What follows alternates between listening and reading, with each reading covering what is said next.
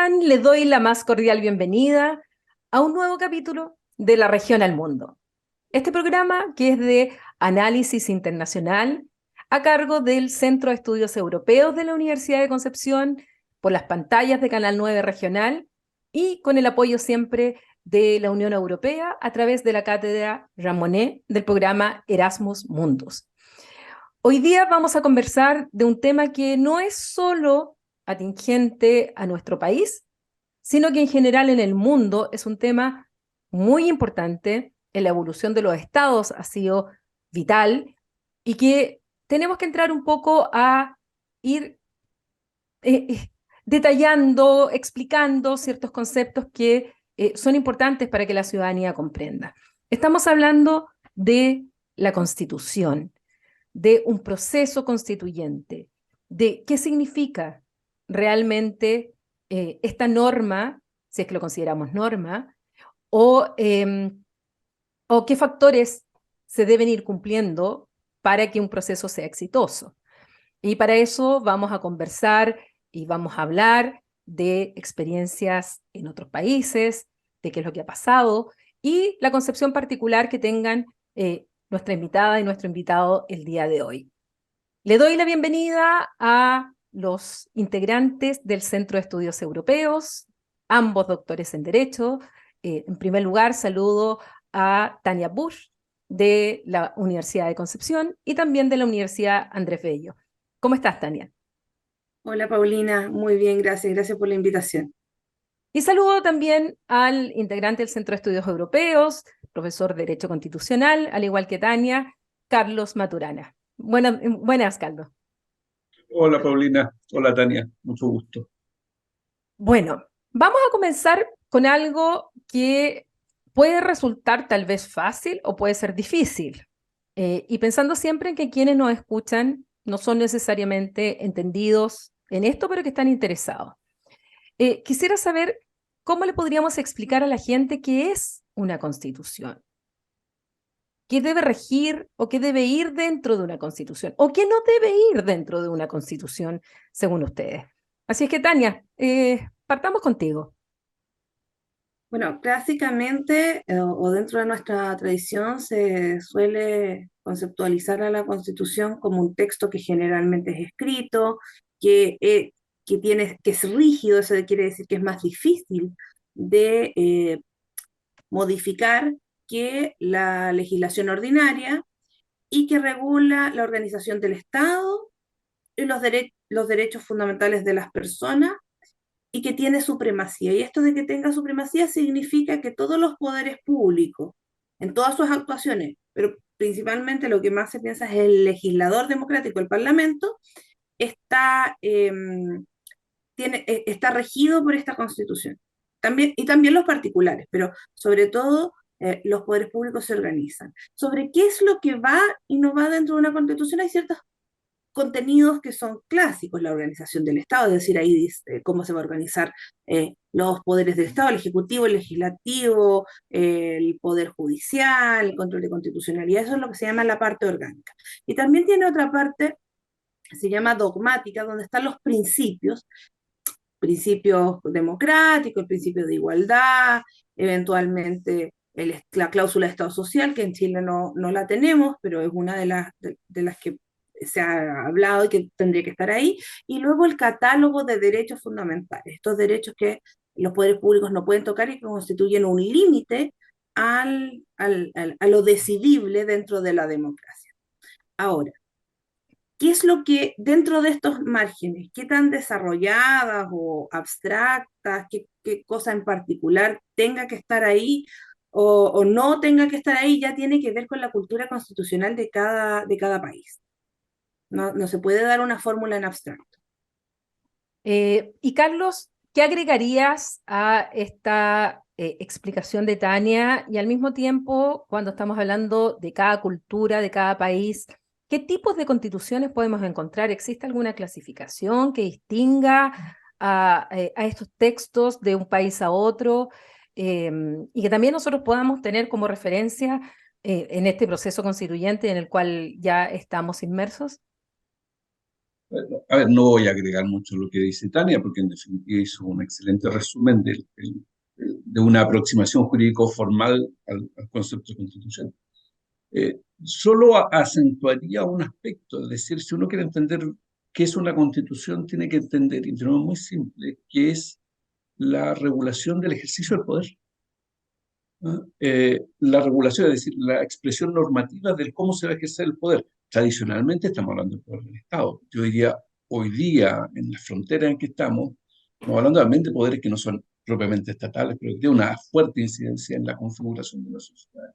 Yo creo que ahí se va a ir avanzando. Y por lo mismo, cómo se regula ese poder de manera tal que pueda ser controlado, además, principalmente por los tribunales. Yo diría, ese es el núcleo del concepto de constitución. Ahora, doctrinariamente nosotros podemos tener muchas clasificaciones de constitución, cada autor tiene su propia clasificación. Tania ya mencionaba algunos elementos que pueden ser para clasificación, dependiendo de cuán rígido o cuán flexible sea. O tener constituciones que son muy fáciles de modificar y otras que son extremadamente difíciles de modificar. Pero yo diría que hay una clasificación que hoy día, cuando estamos insertos en un proceso constituyente, es particularmente relevante, que es aquella distinción que, o sea, aquella clasificación pone el acento entre el contenido de la Constitución y la realidad del proceso político y social que pretende regular. Es decir, cuánto se ajusta una Constitución, ¿no? Una Constitución normativa, etc. Hay ahí una clasificación que resulta interesante porque la Constitución puede reflejar muy claramente el proceso político, la realidad política y social que está intentando regular, y por lo tanto ser muy funcional al desarrollo del Estado y de la sociedad. O puede ser una Constitución que sencillamente se plantee más como un deber ser, como algo a lograr, no como el recoger una realidad actual, o sencillamente puede ser una constitución que esté totalmente disociada de la realidad que pretende regular. Yo creo que es interesante esa clasificación desde el punto de vista del momento en que estamos, cuando estamos tratando de construir una nueva constitución, ¿no? Yo dejaría ahí por ahora el punto. Y Tania, ¿cómo surgen las constituciones? Porque estamos nosotros en un proceso constituyente, el día que estamos grabando, estamos recién iniciando este proceso, pero una pregunta que puede ser es cómo nacen, cómo surgen en un Estado una constitución. ¿Qué alternativas hay? ¿Y cuáles han existido? Si puedes dar algunos ejemplos de otros países, de cómo surgieron sus constituciones. No hay una fórmula única. ¿M? Hay algunas, cada proceso constituyente tiene particularidades, y eso hay que tenerlo muy claro. No se pueden exportar procesos de otros lugares, y no hay una fórmula, no hay una fórmula ideal tampoco. Sí hay algunas tendencias que se han identificado, pero en general las fórmulas que hay van desde las comisiones de expertos, los congresos constituyentes, que es cuando el Congreso Nacional se hace cargo y genera una nueva constitución, y las asambleas constituyentes, ¿ya? En general, la tendencia desde fines del siglo XX, la última década, y los procesos constituyentes durante el siglo XXI han tendido, sobre todo en América Latina, a tener la fórmula de una asamblea constituyente. La convención constitucional que nosotros conocimos fue una asamblea constituyente. Ya, fue el caso también, por ejemplo, de la Constitución colombiana en 1991, que es un proceso exitoso, con y otras, o también el caso de otros casos que suelen ser calificados como menos brillantes. Pero ahí, dentro de esos grandes modelos, hay mucho detalle. Y cuando uno va al detalle, va viendo que la dimensión en cuántos expertos o qué rol cumplen, cuáles son los quórum por los cuales se toman las decisiones, cómo son los mecanismos de elección, eso va variando. Nosotros, por ejemplo, ahora vamos a tener una especie de sistema mixto que combina en este nuevo proceso una comisión de expertos con este Consejo Constitucional que va a ser como asamblea constituyente reducida desde ya de solo 50 miembros. Vamos a pasar de un extremo, creo yo, de una asamblea constituyente con estándares de inclusión de grupos vulnerables, mujeres, pueblos originarios, también hubo reglas para favorecer independientes, favorecer la participación de personas con discapacidad, por ejemplo, a otro extremo, donde vamos a tener un proceso bastante limitado, con un rol de expertos muy, muy acentuado, que también encierra algunos riesgos, a mi opinión. No, el diseño de este nuevo proceso no sigue un modelo específico que yo pueda identificar dentro de las experiencias comparadas. En ese sentido, Carlos, ¿cuáles crees tú que debieran ser las condiciones esenciales en este nuevo proceso constituyente para que terminemos con un plebiscito de salida en el cual se apruebe el texto constitucional? Porque ya tenemos la experiencia anterior en que se utilizó, como decía Tania, un modelo con la convención constituyente 100% elegida, paritaria, en que un 62% finalmente rechazó ese texto, y por eso que nos encontramos en este nuevo proceso constituyente. ¿Cuáles serían las condiciones necesarias, crees tú, para que este proceso, con las características que menciona Tania, y que a lo mejor tú puedes compartir o no respecto a si es bueno, o no si es bueno o malo, sino que puede tener ciertos riesgos, ciertas limitaciones que podrían no ser tan buenas para dictar esta norma fundamental, pero para que sea finalmente exitoso, o sea, para que realmente la gente que no sabemos cómo va a votar, eh, y además con voto obligatorio, termine finalmente aceptando un texto que represente al menos un consenso mayoritario de lo que debe ser nuestra institucionalidad y la regulación del poder, como tú lo señalabas. Yo comparto lo de Tania, los procesos son bastante distintos. Dentro del proceso constituyente en el marco de una sociedad democrática, estamos hablando, no nos metemos en otro, Claro. en otro. Pero hay que distinguir una cosa muy clara. Uno es el procedimiento y otro es el resultado. Y las dos cosas no necesariamente están bien. Es decir, un buen procedimiento puede llevar un mal resultado, o un procedimiento no tan bueno puede llevar un buen resultado, es una buena constitución. Creo que el sistema anterior, el proceso constituyente 2021-2022, fue un muy buen procedimiento desde el punto de vista personal, del cumplir de ciertos estándares de participación, de inclusión, etcétera, pero con un mal resultado. ¿Ah? Entonces, ¿qué necesitaríamos hoy día para que este proceso fuera exitoso? Que hagan un buen proyecto de constitución. Esa es la condición básica. ¿Y a qué me refiero con un buen proyecto de constitución? Me refiero a dos cosas. Uno, que se haga cargo de las necesidades, de las demandas de la sociedad chilena hoy día en el ámbito constitucional, que han disminuido muchísimo respecto de lo que fue el 2019-2022, por lo menos en su presencia pública. Pero tiene que hacerse cargo de eso.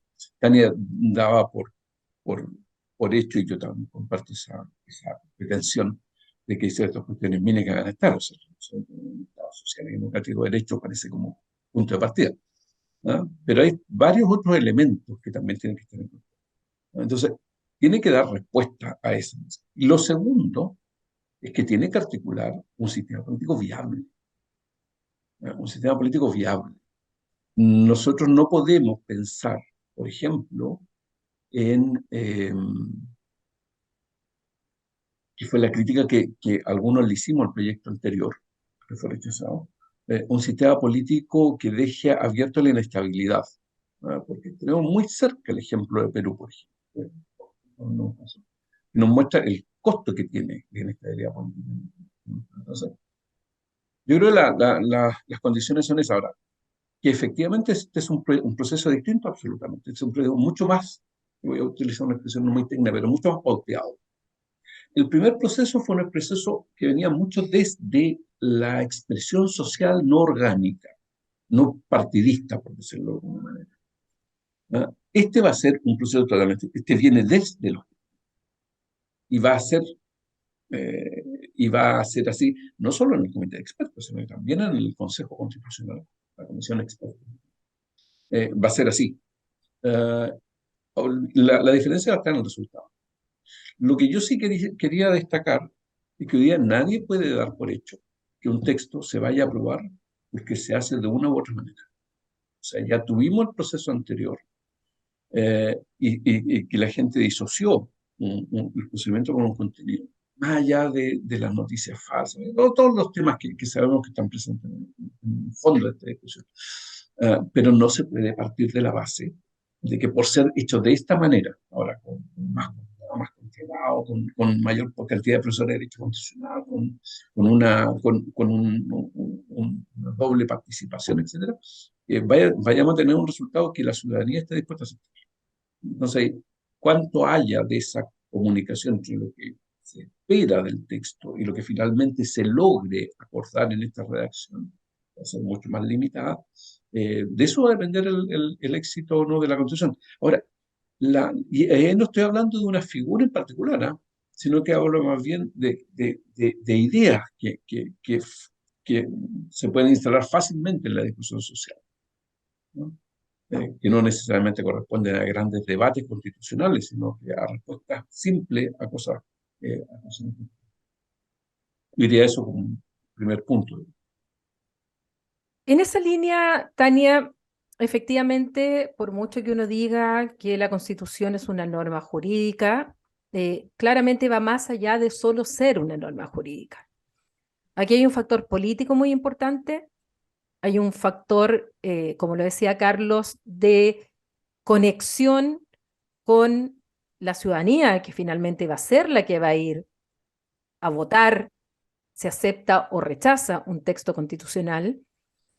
Normalmente la gran mayoría no se lee el texto constitucional, se basa en opiniones, en los insumos que le llegan, que pueden ser o no pueden ser noticias falsas, la verdad es que de eso estamos llenos, pero que no se va a leer el texto o que leyéndoselo no necesariamente tampoco lo va a entender, porque una constitución, ustedes son profesores de Derecho Constitucional, yo fui alumna de Derecho Constitucional, un año leyendo la Constitución, y es cosa de preguntarle a los alumnos y a las alumnas que toman este ramo, en que no necesariamente leerlo significa comprenderlo. Y eso si lo llevamos al público en general, es mucho más difícil. Entonces, tiene que haber una conexión muy fuerte entre aquellos que están elaborando la norma con esta ciudadanía que tiene necesidades, que quieren que se le resuelvan problemas y que muchas veces ven en la Constitución la forma en que el Estado le va a resolver sus problemas.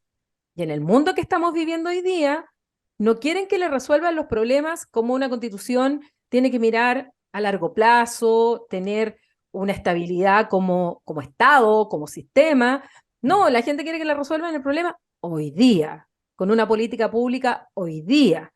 Entonces, además, este criterio de la inmediatez y de la ansiedad propia, en que además hay otro factor que quiero agregar, que es el factor económico. Con inflación, con los efectos negativos que estamos teniendo, tanto del estallido como de la pandemia, donde se están perdiendo puestos de trabajo, donde hay incertidumbre respecto a qué va a pasar, si van a seguir teniendo o no teniendo sus puestos de trabajo, donde la economía juega un factor fundamental también en la toma de decisión de las personas el día que vayan a votar. Algunos plantean incluso, oye, si va a haber inflación el día que vayan a votar, olvídense, la gente va a ir a votar su malestar, su enojo, su rechazo a, y no necesariamente a lo que dice el texto. Y creo que ahí puede estar lo difícil y el gran desafío que va a tener tanto el comité de expertos, sobre todo el comité, porque va a tener una labor fundamental, como este nuevo Consejo Constituyente, de cómo conectarse finalmente con el votante, porque el mandato está para que redacten, pero quien toma la decisión va a ser la ciudadanía a través de un referéndum obligatorio. ¿Cómo ves tú esa dinámica y qué cambiarías de lo anterior y que tú aconsejarías ahora? Diría, oye, ojo, ahora hay que hacer más de esto, porque si no, vamos a depender finalmente de si hay recesión o no hay recesión, si a la gente le gusta o no le gusta el gobierno, y no del texto propiamente tal. Eh, yo estoy de acuerdo contigo, Paulina, y tengo algunas diferencias de diagnóstico con lo que planteaba Carlos. A mí me parece que si bien en teoría el procedimiento era muy bueno en en el diseño, el ejercicio de ese procedimiento, cómo ese procedimiento se llevó a cabo, cómo fue el procedimiento, no en el diseño, sino que en la práctica, fue deficiente. eh, Porque se generó un microclima electoral que dio una conformación de la Convención Constitucional que era muy ajeno a los códigos de la política formal. Eso podía verse como bueno, podía verse como malo, finalmente no fue bien recibido y creo que la ilegitimidad del ejercicio del procedimiento se trasladó al texto. Yo no estoy diciendo que la gente no haya tenido cosas en el texto que rechazara, pero creo que gran parte de ese rechazo tuvo que ver con que los códigos con los que se comportaron algunos convencionales, quiero ser respetuosa y decir algunos, algunas dinámicas que se dieron generaron resistencia. Y creo que ahora podemos correr ese mismo riesgo, porque está tan controlado por la política formal el diseño de este proceso, que creo que la gente pudiera eh, rechazarlo independiente del texto por decir, son los mismos de siempre, esta idea que a mí no me gusta, pero que se instaló muy bien de la cocina. Porque efectivamente esto está controlado pues, el diseño está pensado para que sea controlado por las partidos políticos. De hecho, las nominaciones de los órganos, excepto los 50, los 24 que empezaron a nombrar ayer y se nombran hoy día, son en correlación a la proporción que tienen las fuerzas políticas en el Congreso. Esa es la lógica. Eh, y bueno, vamos a ver cómo se logra esa sintonía. Creo que el riesgo es el que te comenté, pero creo que la ventaja es que se aprendió del proceso anterior que el oficio de la política también es valioso, llegar a acuerdos. Entonces, bueno, todavía no sabemos cómo va a estar compuesto este Consejo Constitucional, pero de lo que se ha trascendido, lo que yo he visto en medios es que los nombres que se quieren presentar es gente que tiene un oficio, ¿ah? Oficio de saber negociar, de saber abordar. Bueno, eso puede llevar, o la tendencia es que haya gente que efectivamente sepa llegar a acuerdos, sepa ceder, sepa comportarse con los códigos que la ciudadanía espera, pero por otro lado, volvemos a que eh, quienes conocen esos códigos son también quienes han manejado y generaron ese rechazo. Entonces yo estoy de acuerdo con lo que dice Carlos en el sentido de que no hay ninguna posibilidad de saber de antemano cuál va a ser el resultado. Y creo que con esto de un buen texto, primero es difícil de saber qué es un buen texto constitucional o qué es un buen proyecto en abstracto. Yo más bien hablaría además que bueno o malo, que conecte o no conecte con las demandas de la ciudadanía. Y fíjate que es bien curioso, porque parece que, que el votante, yo no soy analista político, a mí yo solamente planteo la inquietud. Eh, la interpretación que hicimos del estallido social fue una demanda por mayor igualdad. Y si algo sí tenía el proyecto, más allá de las deficiencias técnicas que podemos tener, es que tenía derechos sociales. Y, pero a la gente, pero eso no, cuando hay algunas investigaciones que se hicieron, eso no movió la aguja en términos electorales, fueron otros temas. Yo no sabría ni siquiera si es que un texto que efectivamente conecte con las demandas constitucionales de hoy día va a ser lo que depende, de qué depende, de qué depende el éxito del rechazo en términos del plebiscito, no lo sabría decir. Incluso a mí, eh, una de las discusiones que hay entre los constitucionalistas, sobre todo desde afuera, es por qué insisten en un plebiscito ratificatorio final. No es requisito de los procesos constituyentes el tener ese plebiscito ratificatorio final. Lo han tenido algunos procesos en Latinoamérica y a mí me lo han preguntado desde el extranjero, ¿por qué no basta la legitimación de las elecciones y del diseño inicial? Pero claro, Chile tiene una buena, los plebiscitos tienen buena fama, salimos de la dictadura con un plebiscito, ¿no? Entonces, yo les decía, mira, a mí me parece que son deficientes los plebiscitos, pero creo que en el contexto cultural chileno el plebiscito es inevitable, la ratificación final, por nuestra cultura política. Yo lo que espero, y con esto cerraría, es que tratara de ajustarse lo más de este proceso a los códigos de la política que ya son probados, no tratar de innovar, no digo no innovar en los contenidos del proyecto, aunque no creo que vayan a haber muchas innovaciones, me gustaría que sí las hubieran, si existiesen, pero que los códigos de la política traten de ser más bien eh, tradicionales.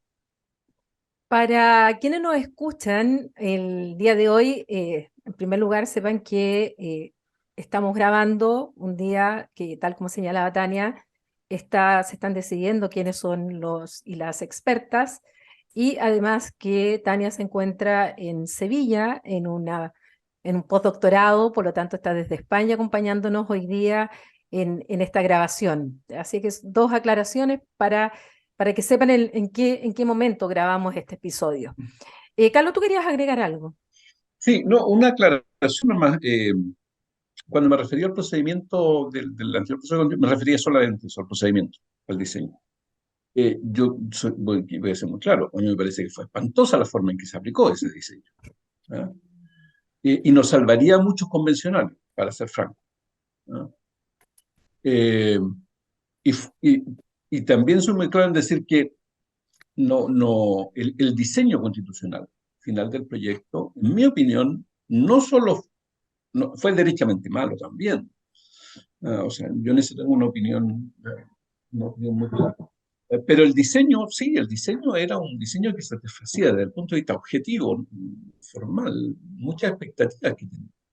Y eso lo vinculo con lo que decía en un último momento Tania. Es cierto que ningún procedimiento, ningún elemento de estos procedimientos constituyentes está establecido como algo necesario e indispensable. Ninguno.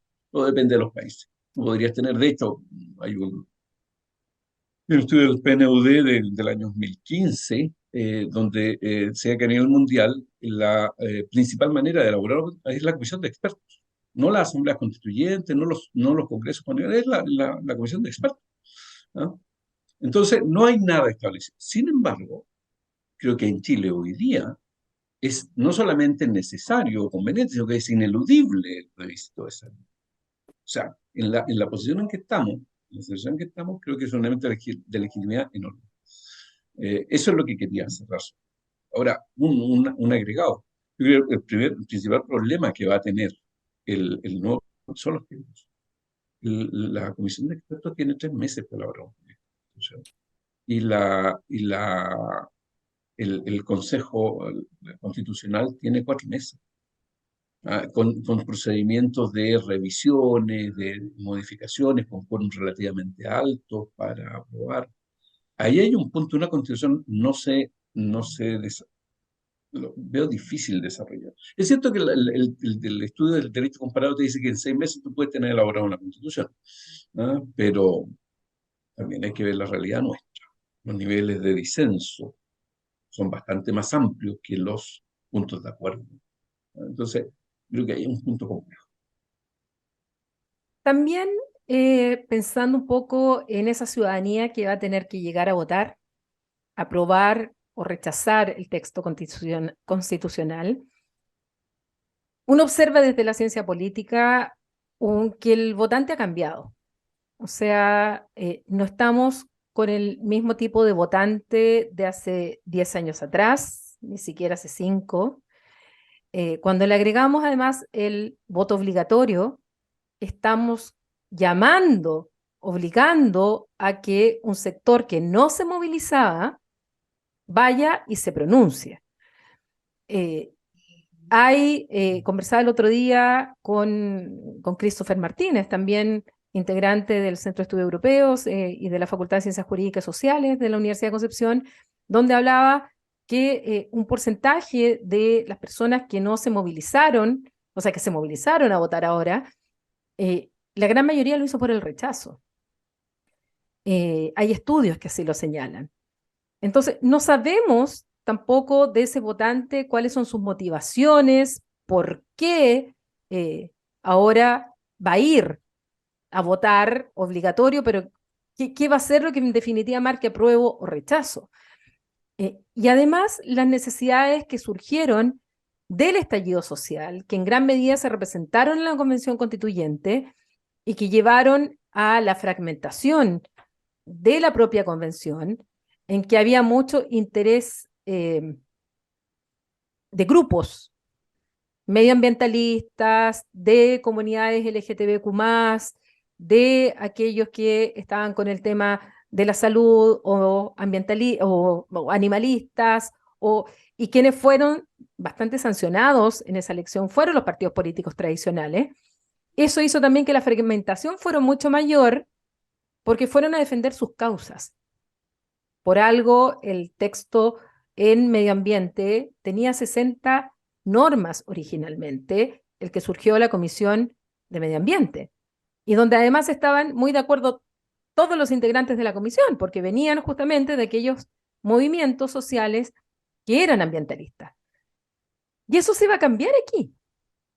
No necesariamente va a pasar lo mismo con los 50 personas que se elijan, y menos aún se va a dar con los expertos y expertas, que van a tener un rol fundamental de entregar una propuesta, para que sobre esa propuesta, y no a partir de esta llamada hoja en blanco, finalmente se llegue al texto definitivo. ¿De qué manera eso va a influir en el funcionamiento de este Consejo Constituyente? Tania, ¿qué opinas de esto que planteo? Yo creo que no podemos prever cómo va a ser la composición del Consejo Constitucional. Creo que de eso depende muchísimo, porque finalmente, o sea, el Consejo de Expertos, claro, va a enmarcar con él, porque tiene que hacer el proyecto que luego es discutido por el Consejo Constitucional. Va a enmarcar la discusión, pero la integración de estos otros 50 miembros eh, con esta imprevisibilidad, ¿cierto? De cómo es el votante, no podemos saberlo. Ahora, yo creo, tengo como dos posibilidades, porque yo también estoy de acuerdo con Carlos, que los tiempos son acotadísimos. Entonces, hay dos posibilidades ahí. O significa esto que se van a poner de acuerdo. Creo que no va a ser demasiado difícil prever cómo va a salir del Consejo, o sea, perdón, del Consejo, La comisión experta. De la comisión experta. Creo que no va a salir nada demasiado innovador. Tanto por lo que hemos visto de quiénes van a ser, como por los tiempos. O sea, en 3 meses no podemos hacer nada demasiado innovador, y además no está, ¿cierto? No están los ánimos para volver a innovar mucho. Por lo tanto, yo creo que hay ciertos acuerdos que se han conversado en la doctrina, el constitucionalismo, no sé, podríamos verlo con detalle, como lo de Estado social, están las bases de contenidos mínimos que va a tener que respetar el proyecto, pero luego lo acotado de los tiempos puede dar lugar a dos cosas. Una es que el Consejo Constitucional más o menos sigue una lógica de ser integrado por personas que vienen de la política tradicional. Yo creo que lo van a lograr y no van a innovar mucho. Pero si aparecen outsiders o si aparecen ah, algunos consejeros que se alejan de estos códigos o que quieren a lo mejor o que son más frívolos o que tienen más bien un interés de su agenda personal, de trayectoria, puede que se entrabe la discusión.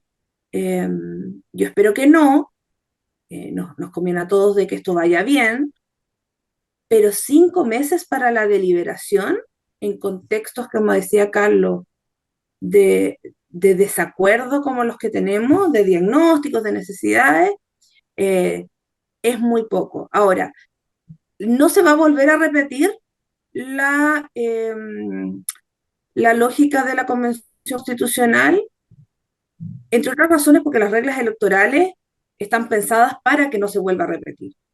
Existieron facilidades para la incorporación de independientes y una elección que quedó eh, es que esa no fue una buena idea. ¿Mm? Eh, pero claro, eso tiene el riesgo de que luego la ciudadanía diga, bueno, pero esto lo hicieron los mismos de siempre, porque efectivamente a mí no me molesta, a mí no me molesta que se vuelva a los códigos de la política tradicional, pero en general la ciudadanía, o sea, recordemos que la desaprobación de las instituciones no ha cambiado. Por lo tanto, a mí me sigue preocupando que la deslegitimación de esas instituciones se traslade al producto final. ¿En qué medida el discurso esto del populismo, y populismo estoy hablando en términos académicos, de la élite contra el pueblo, se puede traspasar a esto? Porque en definitiva va a ser esta élite, estos partidos políticos que son en el imaginario colectivo que se ha tratado de, de expandir, de que son la cocina, son los corruptos, como dice Tania, son los mismos de siempre, son los que van a redactar la Constitución, y esta vez dejaron al pueblo, este pueblo virtuoso que participó de manera activa en el otro proceso, quedó fuera. Entonces, que va a haber un sector que va a ir a rechazar la Constitución, se haga lo que se haga, sea el proceso bueno, sea el proceso malo, porque en el subconsciente va a ser esta élite que va a redactar la Constitución y nosotros, pueblo, vamos a ir solamente a ratificar lo que la élite determinó en sus normas clásicas, defendiendo sus propios privilegios y sus propias ventajas, sobre todo los partidos políticos. ¿Cuánto de eso puede jugar en contra en este proceso? Y es algo que sociopolíticamente tiene bastante importancia también, tomar como elemento del análisis de lo que podría ser nuestro proceso constituyente. Carlos. Yo creo que esa pregunta es más para ti que para nosotros, ¿no? Es más propia de la ciencia política que del derecho constitucional. La respuesta sigue estando en la motivación del elector. ¿Qué es lo que lleva al elector a votar? ¿Cuánto permea esta idea de la exclusión, de la cocina, etcétera? Un tema que no podemos anticipar. Pero que es un riesgo, sí, es un riesgo evidente. Los procesos populistas a nivel comparado son fuertes. Y a ver, aquí hablo solamente de una opinión, ni siquiera técnica, pero me da la impresión que en Chile hay algunos elementos que posibilitarían el surgimiento o el fortalecimiento del proceso populista. Por lo tanto, podría darse el riesgo de que también permeara esa visión dicotómica, lo bueno y lo malo, en una votación que es blanco y negro. El plebiscito caracteriza eso. El plebiscito es a favor, en contra, sí o no, apruebo, rechazo. No tienen matices. Así que yo creo que va mucho por ese lado. Ahora, esos son procesos políticos. La motivación del elector lo que no es una evaluación normativa. ¿No? Eso es muy poco hacer la evaluación normativa. Se vota por consideraciones políticas en términos muy amplios, es decir, cómo estoy yo, cómo me siento yo, cómo me vinculo yo, por ejemplo, con un gobierno.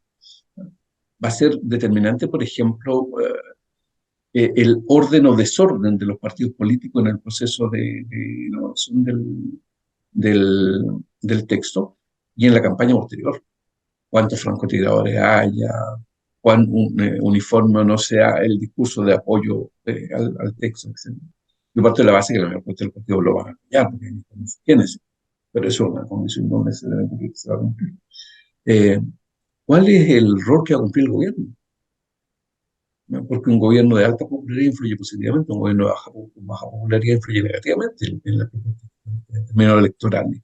Entonces, hay muchas variantes en ese sentido, pero claramente el riesgo del surgimiento de un discurso populista, sí, yo creo que está presente en este proceso, como va a estar presente en las próximas elecciones, como ya estuvo presente en las elecciones anteriores, de hecho, en las presidenciales anteriores, como está presente en las que vienen.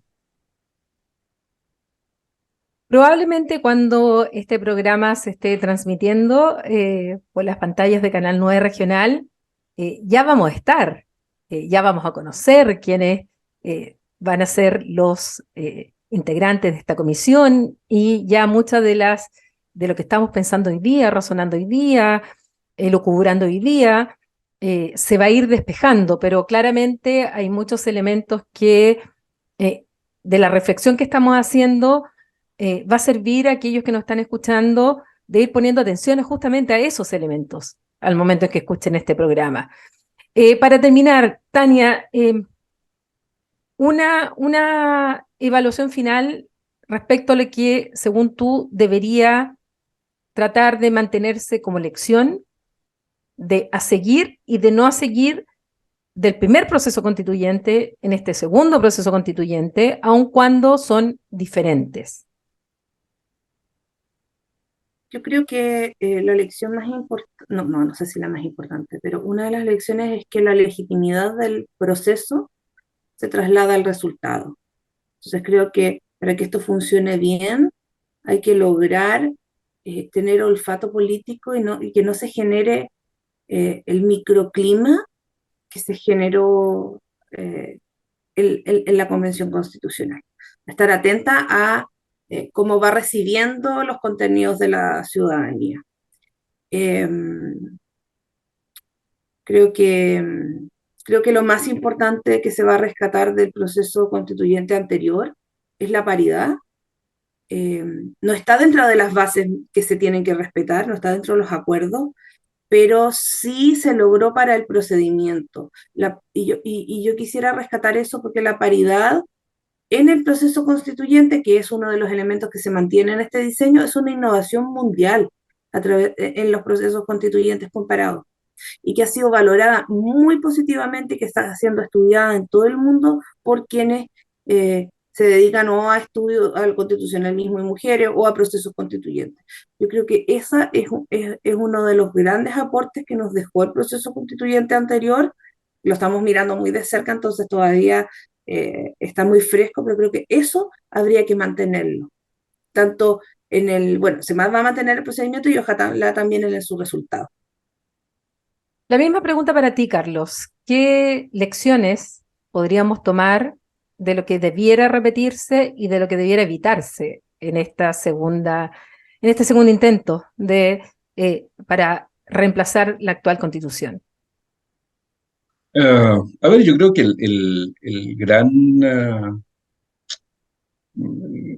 la gran enseñanza para mí es, y en esto no es nada original, es el valor de los acuerdos en un proceso.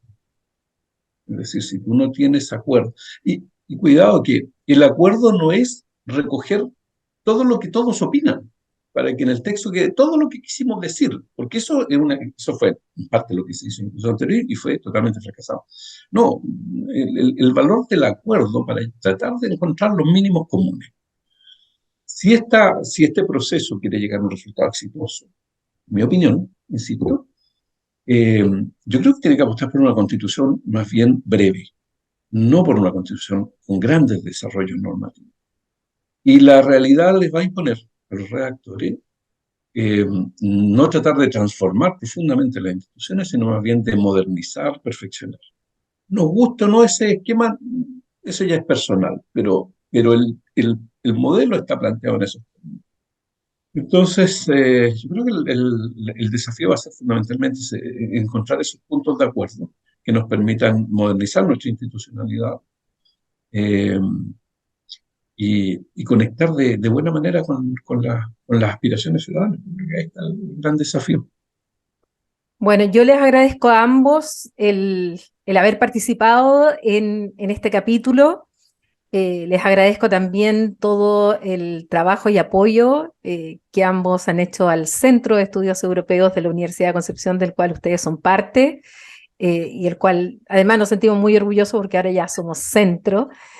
Y feliz de haber tenido a Tania desde Sevilla, España, a Carlos desde Concepción, Chile, y yo también desde Concepción, Chile, desde la región del Biobío, porque este programa es de la región al mundo, y es un poco lo que quisimos hacer también en este programa. Así que gracias, Carlos, gracias, Tania. Gracias, Paulina. Muchas Gracias gracias. a las dos por la buena compañía y la conversación. Y bueno, con ustedes nos encontramos la próxima semana en un nuevo capítulo de esta temporada de la región al mundo, del Centro de Estudios Europeos de la Universidad de Concepción, siempre con el apoyo de Canal 9 Regional. Nos encontrarán también en YouTube, en la página del canal, donde estarán todos nuestros capítulos, y la próxima semana tendremos nuevos invitados, nuevos temas a desarrollar, y siempre con el apoyo de la Unión Europea, con la Cátedra Jean Monnet y el proyecto Erasmus+. Hasta pronto y ya nos vemos. Adiós.